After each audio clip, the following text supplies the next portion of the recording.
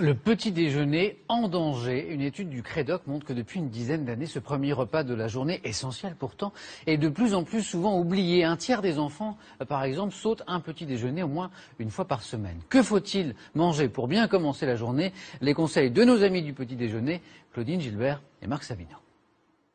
C'est le premier rituel de la journée pour ces petits Parisiens. Qui veut du lait? Moi.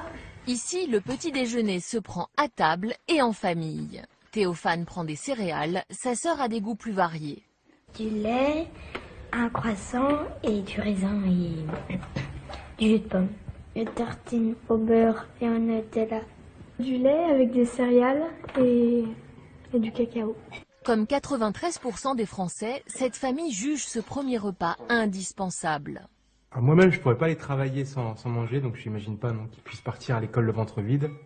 Céréales sucrées, jus de fruits, pain de mie industriel se sont banalisés dans la plupart des foyers. Des produits transformés, pourtant à éviter, surtout chez les enfants, selon cet expert en nutrition santé.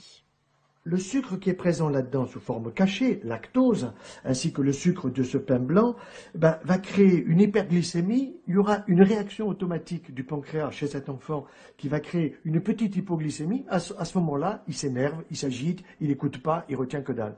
Donc c'est la catastrophe du petit déjeuner de l'enfant. Voici le petit déjeuner idéal du professeur Joyeux. Des produits frais, savoureux et non transformés.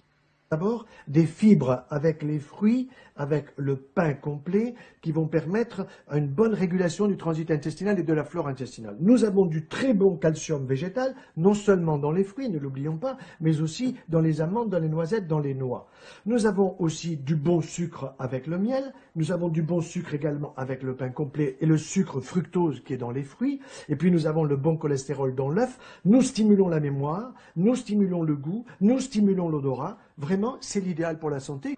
Goûteux et nourrissant, ce petit déjeuner permet d'installer de bonnes habitudes alimentaires loin de la malbouffe. Efficace pour réduire le risque de diabète et d'obésité tout en se régalant.